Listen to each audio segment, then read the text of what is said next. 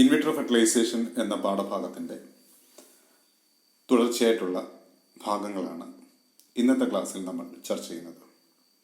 കഴിഞ്ഞ ക്ലാസ്സിൽ എന്താണ് ഇൻവിട്രോ ഫെർട്ടിലൈസേഷൻ, ഇൻവിട്രോ ഫെർട്ടിലൈസേഷൻ നടത്താൻ വേണ്ടിവരുന്ന സാഹചര്യങ്ങൾ എന്തൊക്കെയാണ് തുടങ്ങിയവയാണ് ആദ്യ ക്ലാസ്സിൽ നമ്മൾ ഡിസ്കസ് ചെയ്തത്. ഇന്നത്തെ ക്ലാസ്സിൽ നമ്മൾ ഡിസ്കസ് ചെയ്യുന്നത് നോർമൽ മെൻസ്ട്രൽ സൈക്കിൾ എന്താണ്, എങ്ങനെയാണ് IVF-ന് വേണ്ടി നോർമൽ മെൻസ്ട്രൽ സൈക്കിളിനെ മാനിപ്പുലേറ്റ് ചെയ്യുന്നത്, എങ്ങനെയാണ് എഗ്ഗ് കളക്ട് ചെയ്യപ്പെടുക, അതിനെ പ്രിപ്പയർ ചെയ്യുക, അതിനുശേഷം sperm collection, fertilization, embryo transfer തുടങ്ങിയ വിഷയങ്ങളാണ് ഇന്നത്തെ ക്ലാസ്സിൽ ചർച്ച ചെയ്യുന്നത്. നമുക്ക് ഓരോന്നും പരിശോധിക്കാം. നോർമൽ മെൻസ്ട്രൽ സൈക്കിൾ എന്താണെന്ന് നോക്കാം. The ovaries are controlled by a hormone called follicle stimulating hormone produced in the brain. ബ്രെയിനിൽ ഉൽപ്പാദിപ്പിക്കുന്ന ഫോളിക്കിൾ സ്റ്റിമുലേറ്റിംഗ് ഹോർമോണുകളാണ് ഓവറിയുടെ പ്രവർത്തനങ്ങളെ നിയന്ത്രിക്കുന്നത്. At the start of each menstrual cycle, the brain releases follicle stimulating hormone and in response a number of eggs are recruited or withdrawn from the bank. ഓരോ menstrual cycle ആരംഭിക്കുമ്പോഴും follicle stimulating ഹോർമോണുകൾ ഉൽപ്പാദിപ്പിക്കപ്പെടുകയും അതിൻ്റെ അടിസ്ഥാനത്തിൽ fertilisation നടത്തേണ്ടുന്ന എഗ്ഗിനെ recruit ചെയ്യുകയും അല്ലെങ്കിൽ തിരഞ്ഞെടുക്കുകയും ചെയ്യുകയാണ് menstrual സൈക്കിളിൽ സംഭവിക്കുന്നത്. These eggs start maturing and each egg grows in a capsule of fluid called follicle. ഇങ്ങനെ ഫെർട്ടിലൈസേഷൻ നടക്കാൻ വേണ്ടി തിരഞ്ഞെടുക്കപ്പെടുന്ന എഗ്ഗ് മച്ചുർ ചെയ്യുന്ന പൂർണ്ണ വളർച്ചയെത്തുന്ന ഭാഗങ്ങളാണ് ഫോളിക്കിളുകൾ. A follicle is in fact a small cyst. Although many eggs start on this journey within a couple of days, most will die and disappear, and only one or two will continue to grow and mature. സാധാരണഗതിയിൽ cyst പോലെയിരിക്കുന്ന ഒരു സ്ട്രക്ചറാണ് follicle എന്നതുകൊണ്ട് ഉദ്ദേശിക്കുന്നത്. ധാരാളം cyst രൂപത്തിലുള്ള സ്ട്രക്ചറുകൾ ഫോളിക്കിളുകളായി രൂപപ്പെടുകയും അതിൽ നിന്നും ധാരാളം എഗ്ഗുകൾ ഒരു മെൻസ്ട്രൽ സൈക്കിളിൽ രൂപപ്പെടുകയും ചെയ്യും. ഇങ്ങനെ ഉണ്ടാക്കപ്പെടുന്ന എഗ്ഗ് ഒന്നോ രണ്ടോ, സാധാരണഗതിയിൽ പൂർണ്ണ വളർച്ചയെത്തുന്നത് 1-2 എഗ്ഗ് മാത്രമാണ് ഒരു മെൻസ്ട്രൽ സൈക്കിളിൽ പൂർണ്ണ വളർച്ചയെത്തി ഫെർട്ടിലൈസേഷന് വേണ്ടി തയ്യാറാക്കപ്പെടുന്നത്. അതായത് ഒരു മെൻസ്ട്രൽ സൈക്കിൾ ആരംഭിക്കുന്ന സമയത്ത് ഫോളിക്കിളുകളിൽ ധാരാളം എഗ്ഗ് ഉണ്ടാക്കപ്പെടുകയും അത് പൂർണ്ണ വളർച്ചയെത്തുന്ന അവസ്ഥയിലേക്ക് എത്തുമ്പോൾ അത് 1-2 ആയി ചുരുങ്ങുകയും ചെയ്യുന്നു എന്നർത്ഥം. As the follicles grows, they release a hormone called estradiol or estrogen. ഇങ്ങനെ ഫോളിക്കിളുകൾ മച്ചുറാകുമ്പോൾ അല്ലെങ്കിൽ എഗ്ഗ് ഓവം പൂർണ്ണ വളർച്ചയെത്തുമ്പോൾ ഫോളിക്കിളിൽ നിന്നും ഒരു ഹോർമോൺ ഉൽപ്പാദിപ്പിക്കപ്പെടുന്നു. ഇതിനെ ഈസ്ട്രോഡയോൾ അല്ലെങ്കിൽ ഈസ്ട്രോജൻ എന്നാണ് അറിയപ്പെടുക. When the egg is almost mature, the rising estrogen level signals the brain to release a hormone called luteinizing hormone. ഇങ്ങനെ ഒരു എഗ്ഗ് പൂർണ്ണ വളർച്ച എത്തുന്ന സമയത്ത് ഈസ്ട്രോജൻ്റെ അളവ് കൂടി വരികയും ഈ ഈസ്ട്രോജൻ്റെ പ്രസൻസ് ബ്രെയിനിൽ നിന്നും മറ്റൊരു ഹോർമോൺ ഉൽപ്പാദിപ്പിക്കുന്നതിന് ഇടയാക്കുകയും ചെയ്യും. ഈ ഹോർമോണിനെ ലൂട്ടിനൈസിങ് ഹോർമോൺ എന്നാണ് പറയുന്നത്. This hormone triggers ovulation and it can be detected in a woman's urine the day before she ovulate. ഇങ്ങനെ ഓവുലേഷൻ നടക്കുന്ന സമയത്ത് ഉൽപ്പാദിപ്പിക്കപ്പെടുന്ന ലൂട്ടിനൈസിങ് ഹോർമോൺ ഒരു സ്ത്രീയുടെ യൂറിൻ സാമ്പിളിൽ നമുക്ക് ഐഡൻറ്റിഫൈ ചെയ്യാൻ പറ്റും. അതായത് യൂറിൻ സാമ്പിൾ എടുത്തുകൊണ്ട് ഓവുലേഷൻ നടന്നോ ഇല്ലെങ്കിൽ ഓവുലേഷൻ ആരംഭിച്ചോ എന്നുള്ള കാര്യം മനസ്സിലാക്കാൻ സാധിക്കും എന്നർത്ഥം. Luteinizing hormone is the hormone that is detected by ovulation pre-detector kits. This is commonly referred to as LH surge. ഇങ്ങനെ പ്രീ ഡിറ്റക്ടർ കിറ്റുകൾ വഴി ലൂട്ടിനൈസിങ് ഹോർമോണിൻ്റെ സാന്നിധ്യം യൂറിൻ സാമ്പിളിൽ നിന്നും മനസ്സിലാക്കാൻ സാധിക്കും. ഇങ്ങനെ യൂറിൻ സാമ്പിളിലൂടെ ഓവുലേഷൻ പ്രോസസ് സ്റ്റാർട്ട് ചെയ്തോ എന്ന് മനസ്സിലാക്കുന്ന പ്രോസസ്സിനെ LH സർജ് എന്നാണ് പറയുക. അതായത് യൂറിനിൽ ലൂട്ടിനൈസിങ് ഹോർമോണിൻ്റെ സാന്നിധ്യം കാണപ്പെടുന്ന സാഹചര്യത്തെയാണ് LH സർജ് എന്ന് പറയുന്നത്. ഇനി IVFന് വേണ്ടി സാധാരണഗതിയിൽ നോർമൽ മെൻസ്ട്രൽ സൈക്കിൾ സാധ്യമല്ല എന്നുണ്ടെങ്കിൽ, അല്ലെങ്കിൽ നോർമൽ മെൻസ്ട്രൽ സൈക്കിളിൽ IVF നടക്കാനുള്ള പോസിബിലിറ്റി കുറവാണെന്നുണ്ടെങ്കിൽ നമ്മൾ IVFന് വേണ്ടി മെൻസ്ട്രൽ സൈക്കിളിനെ മാനിപ്പുലേറ്റ് ചെയ്യും. അതായത് നമ്മുടെ സൗകര്യത്തിന് വേണ്ടിയിട്ട് അല്ലെങ്കിൽ IVF ട്രീറ്റ്മെൻറ്റ് എന്ന രീതിയിലേക്ക് മാനിപ്പുലേറ്റ് ചെയ്യാറുണ്ട്. അതിനെയാണ് മാനിപ്പുലേഷൻ ഓഫ് മെൻസ്ട്രൽ സൈക്കിൾ എന്ന് പറയുന്നത്. In an IVF cycle, it is important that natural ovulation should not occur. If the eggs leaves the ovary, the doctor will not be able to retrieve them.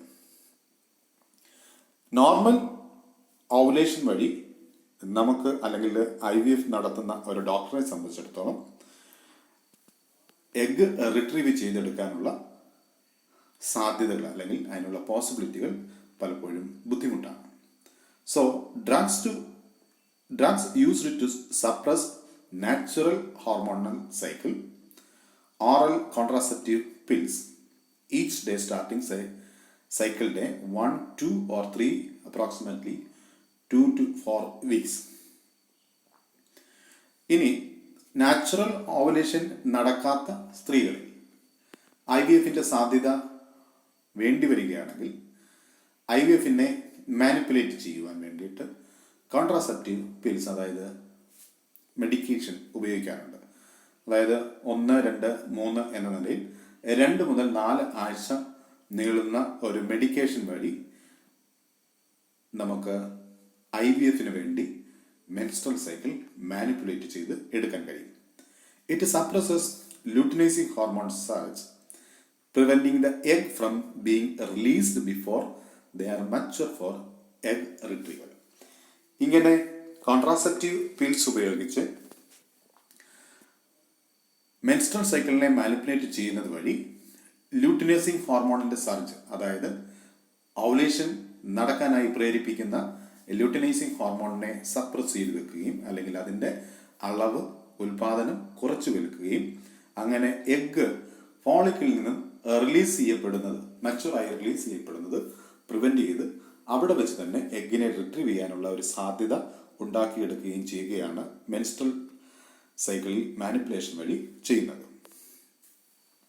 The induced ovarian stimulation produce multiple mature follicles rather than the single egg normally developed each month. ഇനി നമ്മൾ manipulation ചെയ്യുക വഴി, അതായത് മരുന്നുകൾ ഉപയോഗിച്ച് menstrual സൈക്കിളിനെ manipulation ചെയ്യുക വഴി സാധാരണഗതിയിൽ 1, 2 എഗ് ഫോം ചെയ്യുന്ന ഫോളിക്കിളിൽ പകരമായി 2-ലധികം എഗ്ഗിനെ ഫോളിക്കിളിൽ നിന്നും ഉൽപ്പാദിപ്പിക്കാൻ ഇങ്ങനെ മാനിപ്പുലേഷൻ വഴി സാധിക്കും. Produces many good follicles to be fertilized.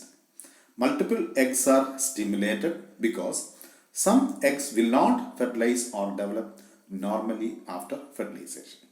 അതായത് സാധാരണഗതിയിൽ ഫെർട്ടിലൈസേഷൻ നടന്ന് പ്രഗ്നൻസി ഉണ്ടാകാൻ സാധ്യതയില്ലാത്ത ആൾക്കാരിലാണ് എപ്പോഴും IVFന്റെ സാധ്യത വരിക. അതുകൊണ്ട് തന്നെ ഇത്തരം IVF വേണ്ടി വരുന്ന സ്ത്രീകളിൽ 1-ലധികം എഗ്ഗിനെ കളക്ട് ചെയ്യുകയും അത് ഫെർട്ടിലൈസേഷൻ നടത്താൻ ഉപയോഗിക്കുകയും ചെയ്യും. അതായത് ഒരു എഗ്ഗ് കൊണ്ടോ അല്ലെങ്കിൽ 2 എഗ്ഗ് കൊണ്ടോ ഫെർട്ടിലൈസേഷൻ നടത്താൻ പറ്റാത്ത സാഹചര്യം ഒഴിവാക്കിക്കൊണ്ട് 2-ലധികം എഗ്ഗിനെ കളക്ട് ചെയ്തുകൊണ്ട് ഫെർട്ടിലൈസേഷൻ പ്രോസസ്സിനെ മുന്നോട്ട് കൊണ്ടുപോവുകയാണ് മാനിപ്പുലേഷൻ ചെയ്യുക. Regular monitoring by ultrasound scan is done. സാധാരണയായിട്ട് അൾട്രാസൗണ്ട് സ്കാൻ ചെയ്തിട്ട് എഗ്ഗ് ഫോം ചെയ്യുന്നത് അല്ലെങ്കിൽ മാനിപ്പുലേഷൻ പ്രോസസ്സ് നടത്തുന്നത് റെഗുലറായിട്ട് മോണിറ്റർ ചെയ്തുകൊണ്ടിരിക്കും. Generally 8 to 14 days of stimulation is required. സാധാരണയായിട്ട് മാനിപ്പുലേഷൻ ചെയ്യേണ്ടി വരുന്നത്, അതായത് മെൻസ്ട്രൽ സൈക്കിളിനെ മാനിപ്പുലേഷൻ ചെയ്യേണ്ടി വരുന്നത് 8 മുതൽ 14 ദിവസം ഇങ്ങനെ കണ്ടിന്യൂസ് ആയിട്ട് ഒബ്സർവ് ചെയ്താണ് മെൻസ്ട്രൽ സൈക്കിളിനെ മാനിപ്പുലേറ്റ് ചെയ്ത് 2-ലധികം എഗ്ഗിനെ ഫോളിക്കിൽ നിന്നും സ്റ്റിമുലേറ്റ് ചെയ്ത് ഉൽപ്പാദിപ്പിച്ച് കളക്ട് ചെയ്യുന്നത്. Ovarian follicles stimulated by ovarian medications visible on ultrasound. സാധാരണയായിട്ട് അൾട്രാസൗണ്ട് സ്കാനിങ് ഉപയോഗിച്ച് ഓവേറിയൻ ഫോളിക്കിൾ സ്റ്റിമുലേറ്റ് ചെയ്ത ഓവറീസുമൊക്കെ നമുക്ക് റെഗുലറായിട്ട് ഒബ്സർവ് ചെയ്യാൻ കഴിയും. The dark circular areas are the follicles. ഇങ്ങനെ ഈ സർക്കുലർ ഏരിയാസ് ആണ് നമുക്ക് അൾട്രാസൗണ്ട് വഴി കാണാൻ കഴിയുന്ന ഫോളിക്കിൾ എന്ന് പറയുന്നത്. Possible side effects on ovarian stimulation. സാധാരണ മെഡിക്കേഷൻ ഉണ്ടാകുമ്പോൾ ചില സ്ത്രീകളിൽ സൈഡ് എഫക്റ്റുകൾ ഉണ്ടാകാറുണ്ട്. Discomfort, bruising or swelling at injection site. ഒരു ഡിസ്കംഫർട്ട് ഉണ്ടാകാം. ഇഞ്ചക്ഷൻ എടുക്കുന്ന സ്ഥലത്ത് സ്വെല്ലിങ് ഉണ്ടാകാം, റാഷ് ഉണ്ടാകാം. Then allergic sensitivity, headache, mood swings, abdominal discomfort, chance for multiple pregnancies, ovarian hyper stimulation syndrome തുടങ്ങിയവയാണ് സാധാരണഗതിയിൽ IVF വേണ്ടി മെൻസ്ട്രൽ സൈക്കിളിനെ മാനിപ്പുലേറ്റ് ചെയ്യുമ്പോൾ ഉണ്ടാകാവുന്ന സൈഡ് എഫക്റ്റുകൾ. ഇത് എല്ലാവർക്കും ഉണ്ടാകണമെന്നില്ല, ഏതെങ്കിലുമൊക്കെ സൈഡ് എഫക്റ്റ് പലപ്പോഴും ഉണ്ടാകാറുണ്ട്. ഇനി സൂപ്പർ ഓവുലേഷൻ എന്ന പ്രക്രിയ എന്താണെന്ന് നോക്കാം. Super ovulation refers to the artificial drug-induced production of multiple eggs, which can then be used in IVF reproduction technology. അതായത് IVF റീപ്രൊഡക്ഷൻ ടെക്നോളജിയിൽ മരുന്നുകൾ ഉപയോഗിച്ചുകൊണ്ട് ഒന്നിലധികം എഗ്സിനെ മച്വർ ചെയ്ത് പൂർണ്ണ വളർച്ച എത്തിച്ച് കളക്ട് ചെയ്യുന്ന പ്രക്രിയയ്ക്കാണ്, അല്ലെങ്കിൽ പൂർണ്ണ വളർച്ച എത്തിക്കുന്ന പ്രക്രിയയ്ക്കാണ് സൂപ്പർ ഓവുലേഷൻ എന്ന് പറയുന്നത്. In the normal course A woman ovulate 1 egg per cycle. സാധാരണ നോർമൽ ഓവുലേഷൻ പ്രോസസ്സിൽ ഒരു മെൻസ്ട്രൽ സൈക്കിൾ 1 egg എന്ന നിലയിലാണ് പൂർണ്ണ വളർച്ചയെത്തി ഫോളിക്കിൽ നിന്നും പുറത്തേക്ക് വരുന്നത്. In super ovulation process with the help of fertility drugs she will be able to produce more than 1 egg, which the doctor will retrieve from the ovaries just before ovulation. Super ovulation അതായത് ഫോളിക്കിൽ നിന്നും പൊട്ടി egg പുറത്ത് വരുന്നതിന് മുൻപ് തന്നെ ധാരാളം ഓവറീസിൽ നിന്നും ഒരേപോലെ മച്ചുറായ എഗ്ഗിനെ റിട്രീവ് ചെയ്തെടുക്കാൻ സൂപ്പർ ഓവുലേഷൻ വഴി ഡോക്ടർക്ക് കഴിയും. More eggs will lead to more embryos. കൂടുതൽ എഗ്ഗ് നമുക്ക് ലഭിക്കുകയാണെങ്കിൽ അതിന് ഫെർട്ടിലൈസേഷൻ നടത്തി കൂടുതൽ എംബ്രിയോ ഉണ്ടാക്കാൻ കഴിയും. This process thus increase the chance of success rate of IVF. ഇങ്ങനെ കൂടുതൽ എഗ്ഗിനെ കളക്ട് ചെയ്തുകൊണ്ട് അതിനെ ഫെർട്ടിലൈസ് ചെയ്ത് ഹെൽത്തി ആയിട്ടുള്ള ഒരു എഗ്ഗിനെ അല്ലെങ്കിൽ ഫെർട്ടിലൈസ്ഡ് എഗ്ഗിനെ നമുക്ക് ഉണ്ടാക്കിയെടുക്കാൻ കഴിയുന്നത് ഈ IVFന്റെ സക്സസ് റേറ്റ് ഇൻക്രീസ് ചെയ്യാൻ സാധിക്കും. The super ovulation process starts with woman releasing extra eggs with the help of oral medication like clomiphene. സാധാരണ ഓറലായിട്ട് കഴിക്കുന്ന ക്ലോംബിഫിൻ പോലെയുള്ള മരുന്നുകൾ ഉപയോഗിച്ച് സൂപ്പർ ഓവുലേഷൻ IVF എന്ന പ്രോസസ്സിൽ നടത്താറുണ്ട്. ഈ സൂപ്പർ ഓവുലേഷനെ സംബന്ധിച്ചുള്ള ചിത്രമാണ് ഇവിടെ കൊടുത്തിരിക്കുന്നത്. An ultrasound around the time of ovulation will reveal exactly how many follicles are being released. ഇങ്ങനെ അൾട്രാസൗണ്ട് സ്കാനിങ് ഉപയോഗിച്ചിട്ട് ഒരു സൂപ്പർ ഓവുലേഷൻ വഴി എത്ര എഗ്ഗ് റിലീസ് ചെയ്യപ്പെടുന്നു അല്ലെങ്കിൽ കളക്ട് ചെയ്യാൻ പറ്റും എന്നുള്ള കാര്യം റെഗുലറായിട്ട് മോണിറ്റർ ചെയ്യാൻ കഴിയും. If only 1 follicle is released, then the dosage of medicines will be changed according in the next cycle. ഈ IVF പ്രോസസ്സ് എന്ന ട്രീറ്റ്മെൻറ്റിൽ ഒരു തവണയോ അല്ലെങ്കിൽ 2 തവണയോ അതിൻ്റെ സക്സസ്, അല്ലെങ്കിൽ 2 തവണയായിട്ട് അത് സക്സസ് ആവണമെന്ന് നിർബന്ധമില്ല. കണ്ടിന്യൂസ് ആയിട്ട് ഒന്നിലധികം എഗ്ഗുകൾ രൂപപ്പെടുന്ന അവസ്ഥ വരെ, അല്ലെങ്കിൽ ഫെർട്ടിലൈസേഷൻ നടത്താനുള്ള ഹെൽത്തി ആയിട്ടുള്ള എഗ്ഗ് കിട്ടുന്നത് വരെ ഈ ഒരു സൂപ്പർ ഓവുലേഷൻ പ്രോസസ് മെഡിക്കേഷൻ വഴി കണ്ടിന്യൂ ചെയ്ത് പോവുകയും അത് IVF ട്രീറ്റ്മെൻറ്റിലേക്ക് കൊണ്ടുപോവുകയും ചെയ്യും. ഇനി oocyte റിട്രീവൽ, എങ്ങനെയാണ് oocyteനെ അല്ലെങ്കിൽ എഗ്ഗിനെ ഫോളിക്കിൽ നിന്നും വേർതിരിച്ച് അല്ലെങ്കിൽ പുറത്ത് എടുക്കുന്നത്? Eggs, that is oocytes are retrieved from patients by transvaginal aspiration directly from the ovarian follicle. ovarian follicle നിന്നും ട്രാൻസ്വജൈനൽ ആസ്പിറേഷൻ വഴി ആണ് ഫോളിക്കിളിൽ നിന്നുമുള്ള എഗ്ഗിനെ വേർതിരിച്ച് അല്ലെങ്കിൽ പുറത്തേക്ക് എടുക്കുന്നത്. Approximately 36 hours after an injection of HCG. അതായത് 36 HCG എന്ന് പറയുന്ന ഒരു ഇഞ്ചക്ഷൻ കൊടുത്ത് 36 മണിക്കൂറിനുള്ളിലാണ് ട്രാൻസ്വജൈനൽ ആസ്പിറേഷൻ വഴി ഫോളിക്കിൽ നിന്നും എഗ്ഗിനെ റിട്രീവ് ചെയ്തെടുക്കുന്നത്. At that time the follicular fluid is taken into a laboratory so that eggs can be identified by the embryologist. ഇങ്ങനെ retrieve ചെയ്തെടുക്കുന്ന എഗ്ഗ്, അതിനൊരു ഫ്ലൂയിഡോട് കൂടി റിട്രീവ് ചെയ്തെടുക്കുന്ന എഗ്ഗിനെ എംബ്രിയോളജിസ്റ്റ് അതിൻ്റെ നമ്പർ അല്ലെങ്കിൽ അതിൻ്റെ ഹെൽത്ത് ഒക്കെ ഐഡൻറ്റിഫൈ ചെയ്ത് വേർതിരിച്ചെടുക്കുകയും ചെയ്യും. As oocyte mature within the developing follicle, they are surrounded by cumulus cells which participate in the nourishment of egg.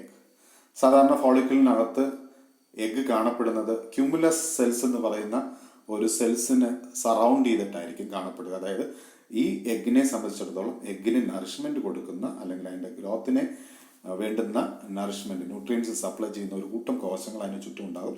ആ കോശങ്ങളെ ക്യൂമുലസ് സെൽസ് എന്നാണ് പറയുക. The eggs and cumulus are referred to as oocyte cumulus complex. എഗ്ഗും cumulus സെല്ലും കൂടെ ചേരുന്ന, അല്ലെങ്കിൽ ഇതിനെല്ലാം കൂടി പറയുന്നത് oocyte cumulus complex എന്നാണ് പറയുന്നത്. Immediately after retrieval, each complex is identified under a microscope and then transferred to a special solution. ഇങ്ങനെ ട്രാൻസ്വജൈനൽ ആസ്പിറേഷൻ വഴി വേർതിരിച്ചെടുക്കുന്ന എഗ്ഗിനെ ഐഡൻറ്റിഫൈ ചെയ്ത് അല്ലെങ്കിൽ കണ്ടെത്തിയതിന് ശേഷം അത് ഒരു സ്പെഷ്യൽ സൊല്യൂഷനിലേക്ക് മാറ്റുന്നു. That is insemination media. അതിനെ നമ്മൾ ഇൻസെമിനേഷൻ മീഡിയ എന്നാണ് പറയുന്നത്. That is specially designed to provide all of the nutrients and other substances necessary to maximize the likelihood of successful fertilization of egg by the sperm. അതായത് ഈ പുറത്തേക്ക് നമ്മൾ എടുക്കുന്ന egg അതിന് പിന്നീട് അതിൻ്റെ ഹെൽത്തി കണ്ടീഷൻ മെയിൻറ്റെയിൻ ചെയ്ത് പോകാനായിട്ട് ആവശ്യം വേണ്ടുന്ന ന്യൂട്രിയൻസും സ്പേം വന്ന് ഫെർട്ടിലൈസേഷൻ നടത്താൻ വേണ്ടുന്ന എല്ലാ സാഹചര്യവും അടങ്ങിയിട്ടുള്ള ഒരു ഫ്ലൂയിഡ് ആയിരിക്കും ഈ ഇൻസെമിനേഷൻ മീഡിയ എന്ന് പറയുന്നത്. അതിലേക്കാണ് എഗ്ഗിനെ ട്രാൻസ്ഫർ ചെയ്യുന്നത്.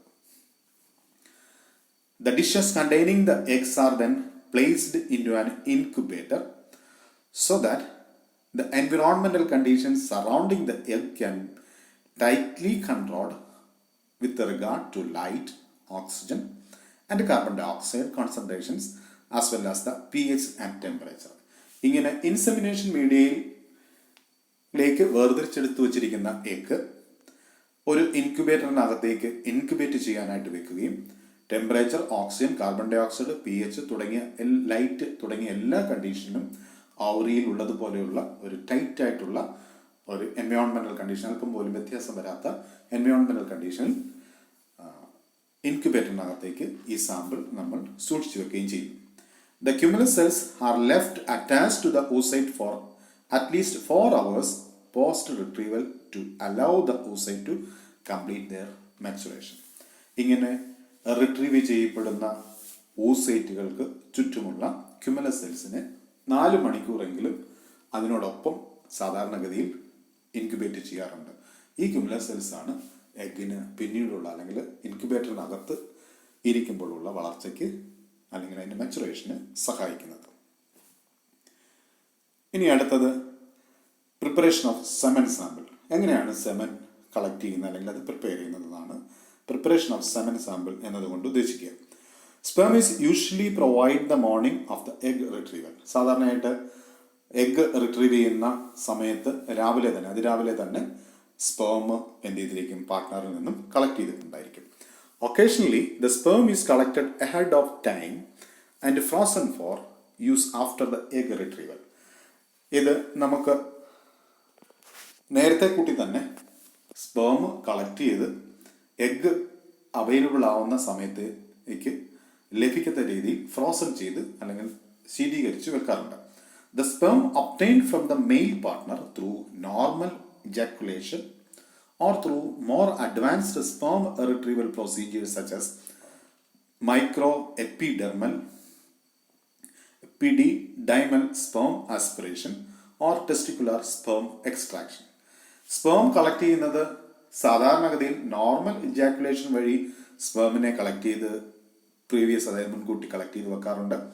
അല്ലെങ്കിൽ അങ്ങനെ ലഭിക്കാത്ത സാഹചര്യങ്ങൾ, നോർമൽ ഇജാക്കുലേഷൻ വഴി ലഭിക്കാത്ത സാഹചര്യങ്ങളിൽ മൈക്രോ എപ്പിഡൈമൽ സ്പേം ആസ്പിറേഷൻ എന്ന ടെക്നിക്കിലൂടെയോ ടെസ്റ്റിക്കുലർ സ്പേം എക്സ്ട്രാക്ഷൻ എന്നീ ടെക്നിക്കിലൂടെയോ സ്പേമിനെ മെയിൽ പാർട്ണറിൽ നിന്നും എടുക്കാറുണ്ട് IVF വേണ്ടി.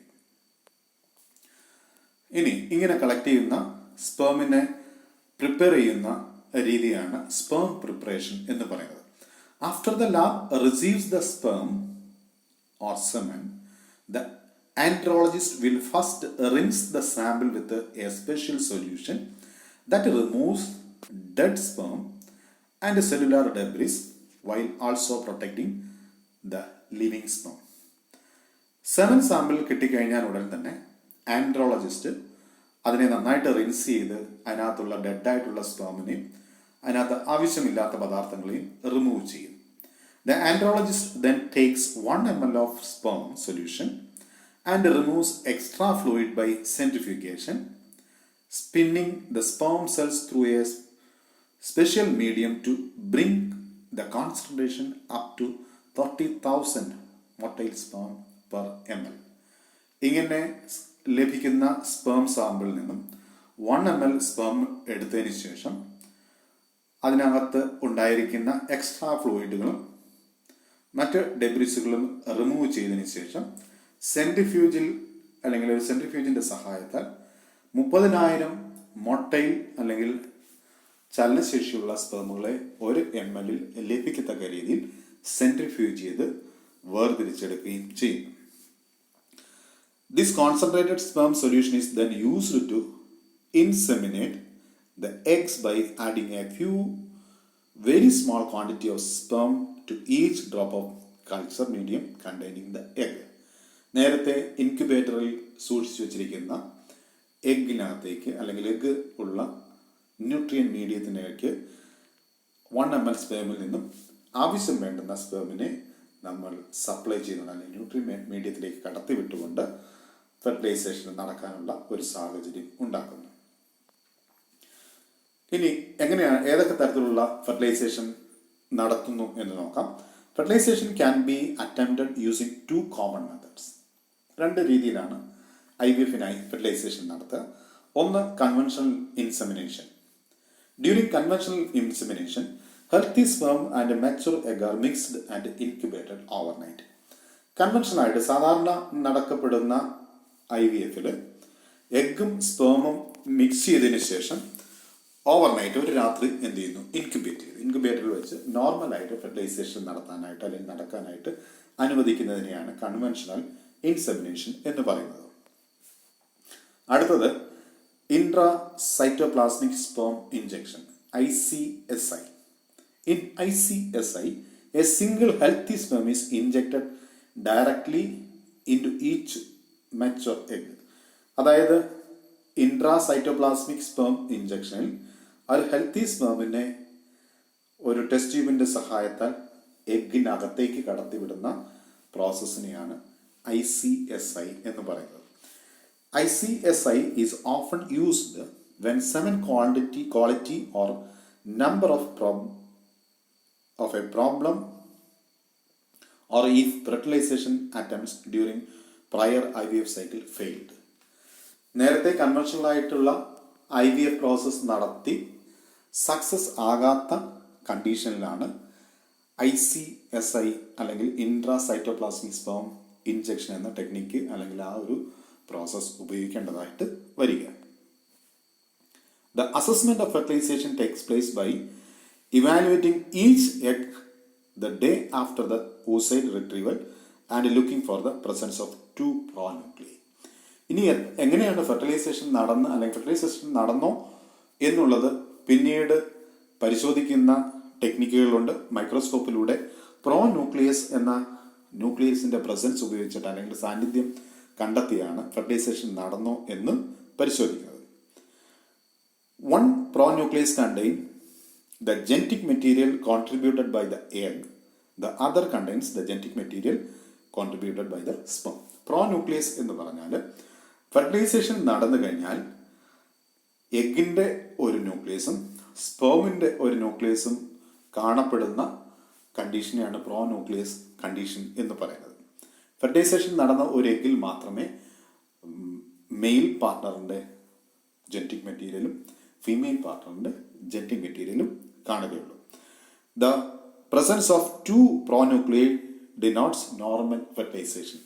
അതായത് 2 പ്രോന്യൂക്ലിയസ് ഒരു എഗിനകത്തുണ്ടെങ്കിൽ നോർമൽ ഫെർട്ടിലൈസേഷൻ നടന്നു എന്നാണ് അർത്ഥം. The pre embryo at this 1 cell stage is referred to as a zygote, which is the first stage in embryo development. ഇങ്ങനെ പ്രോന്യൂക്ലിയസ് കഴിഞ്ഞതിന് ശേഷം പ്രോന്യൂക്ലിയസിന്റെ പ്രസൻസ് മനസ്സിലാക്കിയതിന് ശേഷം അതൊരു സിംഗിൾ ന്യൂക്ലിയസ് ആയിട്ട് കൺവേർട്ട് ചെയ്യുന്നതിനാണ് നമ്മൾ സൈഗോട്ട് എന്ന് പറയുന്നത്. The presence of only 1 pronucleus generally means that the egg has been activated but there is no sperm contribution. ഇനി ഒരു പ്രോന്യൂക്ലിയസ് മാത്രമേ ഉള്ളൂ എന്നുണ്ടെങ്കിൽ എഗ് ആക്ടിവേറ്റഡ് ആണ് അല്ലെങ്കിൽ എഗ് ഹെൽത്തി ആണ്, പക്ഷെ അവിടെ ഫെർട്ടിലൈസേഷൻ നടന്നില്ല എന്നതാണ് അതിൻ്റെ അർത്ഥം.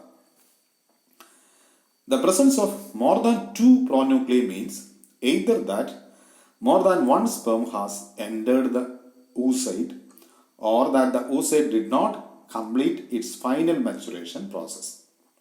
ഇനി രണ്ടിലധികം പ്രോന്യൂക്ലിയസ് എഗിനകത്തുണ്ടെങ്കിൽ അത് ഒന്നിലധികം സ്പേം അകത്തേക്ക് കടന്നു എന്നുള്ളതോ എഗ് പൂർണ്ണമായിട്ട് വളർച്ചയെത്തിയില്ല എന്നുള്ളതോ ആണ്. Consequently there is too much maternal genetic material present for a normal embryo to develop. ഇനി ഇങ്ങനെ ജനറ്റിക് മെറ്റീരിയൽ രണ്ടും ഉണ്ടെങ്കിൽ മാത്രമേ നോർമലായിട്ട് എംബ്രിയോയ്ക്ക് ഡെവലപ്പ് ചെയ്യാൻ കഴിയുള്ളൂ. These zygote that contains more or fewer than 2 pronuclei are chromosomally abnormal and therefore can never develop into a normal baby.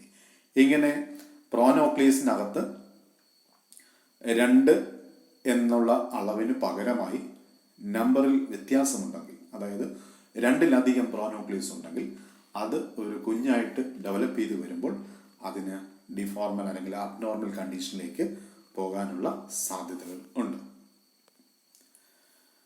ഇനി embryo transfer. ഇങ്ങനെ സൈഗോട്ട് അവസ്ഥയിൽ എത്തിച്ചിരിക്കുന്ന എംബ്രിയോയെ ട്രാൻസ്ഫർ ചെയ്യുന്നതിനെയാണ് അല്ലെങ്കിൽ യൂട്രസിലേക്ക് ട്രാൻസ്ഫർ ചെയ്യുന്നതിനെയാണ് എംബ്രിയോ ട്രാൻസ്ഫർ എന്ന് പറയുന്നത്. In the case of large number of nicely developing embryos, the embryos are allowed to continue to grow in the lab and the selection of the best embryo is made on culture. ഇനി സാധാരണഗതിയിൽ നമ്മൾ IVF-ന് വേണ്ടി 2-ലധികം മെച്ചുറായിട്ടുള്ള എഗ്ഗിനെ super ovulation വഴി collect ചെയ്യുകയും അതിനെ എല്ലാത്തിനെയും fertilise ചെയ്യുകയാണ് ചെയ്യുക. അങ്ങനെ ഫെർട്ടിലൈസ് ചെയ്ത് കിട്ടുന്ന എംബ്രിയോയിൽ ബെസ്റ്റായിട്ടുള്ള അല്ലെങ്കിൽ ഹെൽത്തി ആയിട്ടുള്ള എംബ്രിയോയെ കൾച്ചർ ചെയ്താണ് നമ്മൾ എന്ത് ചെയ്യുന്നത്, ട്രാൻസ്ഫർ ചെയ്യുന്നത്. If the transfer is on the day 3, the embryo chosen for transfer are usually at the 6 to 8 cell stage. ഇനി 3-ാമത്തെ ദിവസമാണ് നമ്മൾ എംബ്രിയോ ട്രാൻസ്ഫർ ചെയ്യുന്നതെന്നുണ്ടെങ്കിൽ 6 മുതൽ 8 സെല്ലുള്ള സ്റ്റേജിലുള്ള എംബ്രിയോയാണ് നമ്മൾ എന്ത് ചെയ്യുക, യൂട്രസിലേക്ക് ട്രാൻസ്ഫർ ചെയ്യുക. By the day 5 the embryo should be at the blastocyst stage, at which time each embryo contains approximately 100 to 120 cells. ഇനി 5-ാമത്തെ ദിവസമാണ് നമ്മൾ ഇത് ട്രാൻസ്ഫർ ചെയ്തത്. 1, 2, 3, then 3 day, then 4 day and 5th day. 5-ാമത്തെ ദിവസം ആണ് അല്ലെങ്കിൽ 5 ദിവസത്തിന് ശേഷമാണ് ട്രാൻസ്ഫർ ചെയ്യുന്നതെങ്കിൽ എംബ്രിയോയിൽ 100 മുതൽ 120 കോശങ്ങൾ ഉണ്ടായിരിക്കും, അല്ലെങ്കിൽ 120 സെല്ലുള്ള സ്റ്റേജാണ് ട്രാൻസ്ഫർ ചെയ്യുക. At this stage the embryo is beginning to differentiate. ഇങ്ങനെ 5-ാമത്തെ ദിവസം ആകുമ്പോഴേക്കും എംബ്രിയോയിലെ കോശങ്ങൾ ഡിഫറൻഷിയേറ്റ് ചെയ്ത്, അതായത് വേർതിരിഞ്ഞ് അവയവ രൂപത്തിലേക്ക് അല്ലെങ്കിൽ ഓരോ അവയവ രൂപത്തിലേക്ക് മാറാൻ തുടങ്ങിയിരിക്കും. The cells destined to become the baby are identified as the inner cell mass. ഇനി ഈ എംബ്രിയോയിലുള്ള സെൽ മാസിനെ വെച്ചിട്ട് നമ്മൾ IVF-ലൂടെ ഒരു ബേബി ഉണ്ടാകുന്നതാണോ അല്ലെങ്കിൽ ബേബിയുടെ ഫോർമേഷൻ ആണോ എന്ന് കണ്ടെത്താൻ കഴിയും. The cells around the periphery of the embryo are called trough ectoderm and become the placenta. പെരിഫറിയിലുള്ള സെൽസിനെ നമ്മൾ ട്രോഫ് എക്ടോഡേം എന്നാണ് പറയുക. ഈ ട്രോഫ് എക്ടോഡേം ആണ് പിന്നീട് പ്ലാസന്റയായിട്ട് മാറുക. There is a clear space within the blastocyst called the blastocoel. ഇനി ഇവിടെ ക്ലിയർ ആയിട്ടുള്ള ഒരു സ്പേസ് ഉണ്ടാവും. ഈ സ്പേസിനെ നമുക്കറിയാം, അതിനെ ബ്ലാസ്റ്റോസീൽ എന്നാണ് പറയുക. The development of trough ectoderm and the inner cell mass is equally important for a healthy pregnancy to develop. ട്രോഫ് എക്ടോഡേമിൻ്റെയും ബ്ലാസ്റ്റോസിസ്റ്റിൻ്റെയും പ്രസൻസ് ഹെൽത്തി ആയിട്ടുള്ള ഒരു ബേബിയുടെ ഡെവലപ്മെൻറ്റ് വളരെ അത്യാവശ്യമാണ്. The patient and the physician will decide on the number of embryos to transfer. ഇങ്ങനെ healthy ആയിട്ടുള്ള സൈഗോട്ട് തന്നെയാണോ ട്രാൻസ്ഫർ ചെയ്യപ്പെടുന്നത് എന്നും അതിൻ്റെ മച്ചുറേഷൻ പ്രോസസ്സ് അല്ലെങ്കിൽ അതിൻ്റെ ട്രാൻസ്ഫർമേഷൻ പ്രോസസ്സ് എത്രത്തോളമാണ് നടക്കുന്നത് എന്ന് തുടർച്ചയായി ഒബ്സർവ് ചെയ്തുകൊണ്ട് ഇരിക്കുകയും ഇനി ഒരു സക്സസ്ഫുൾ IVF-നെ സംബന്ധിച്ചിടത്തോളം എത്ര സൈഗോട്ട് ട്രാൻസ്ഫർ ചെയ്യണമെന്ന് തീരുമാനിക്കുന്നത് ഫിസിഷ്യനും അല്ലെങ്കിൽ കപ്പിൾസും കൂടെ ചേർന്നിട്ടാണ്. The number of embryos to transfer determined by the multiple factors including the age of the egg and the development of the embryo. ഒന്നിലധികം എംബ്രിയോസ് ട്രാൻസ്ഫർ ചെയ്യപ്പെടേണ്ടി വരുന്നത് എംബ്രിയോയുടെ ഏജ്, ഡെവലപ്മെൻറ്റ് തുടങ്ങിയ ഫാക്ടേഴ്സിനെ അനുസരിച്ചായിരിക്കും. അതൊക്കെ വെച്ചായിരിക്കും എംബ്രിയോ ട്രാൻസ്ഫർ നടക്കുക. Once the decision regarding the number of embryos to transfer has been made, the physician informs the embryologist. ഇനി ഫിസിഷ്യൻ എത്രത്തോളം എംബ്രിയോ ട്രാൻസ്ഫർ ചെയ്താൽ ഈ ഒരു പ്രോസസ് സക്സസ്ഫുൾ ആകും എന്ന് തീരുമാനിച്ചു കഴിഞ്ഞാൽ അത് എംബ്രിയോളജിസ്റ്റിനെ അറിയിക്കുകയും the embryologist are the ones who actually choose the specific embryo to be transferred. എംബ്രിയോളജിസ്റ്റാണ് ഏത് എംബ്രിയോയാണ് കൃത്യമായിട്ട് ട്രാൻസ്ഫർ ചെയ്യേണ്ടുന്നത് എന്ന് തീരുമാനിക്കുന്നത്. ഇത്രയുമാണ് എംബ്രിയോ ട്രാൻസ്ഫർ എന്ന വരെയുള്ള പാഠഭാഗത്തിൽ ഉൾക്കൊള്ളിച്ചിരിക്കുന്നത്. അടുത്തതായിട്ട് നമുക്ക് വരുന്ന ക്ലാസ്സുകൾ എന്ന് പറഞ്ഞാൽ വളരെ ചെറിയ തരത്തിലുള്ള ക്ലാസ്സുകളാണ്. അതായത് gametic intrafallopian transfer, GIFT, zygotic intrafallopian transfer അല്ലെങ്കിൽ SIFT, tubal embryo stage transfer അല്ലെങ്കിൽ TET, intra cytoplasmic sperm injection ICSI, intra uterine insemination എന്നിവയാണ് ഇനി നമുക്ക് IVF-മായി ബന്ധപ്പെട്ട് ഡിസ്കസ് ചെയ്യാനുള്ള പാഠഭാഗങ്ങൾ എന്ന് പറയുന്നത്. ഈ ക്ലാസ്സിൽ നിങ്ങൾക്കുള്ള സംശയങ്ങൾ നിങ്ങൾ അടുത്ത ക്ലാസ്സിൽ ചോദിക്കുക. ഇതുമായി ബന്ധപ്പെട്ടുള്ള അടുത്ത ക്ലാസ് വളരെ ചെറിയൊരു ക്ലാസ്സാണ്. അതോടുകൂടി നമ്മൾ IVF എന്ന പ്രോസസ്സിനെ കുറിച്ച് പൂർണ്ണമായിട്ടും മനസ്സിലാക്കിയിട്ടുണ്ടാകും. നമുക്ക് അടുത്ത ക്ലാസ്സിൽ കാണാം. Thank you.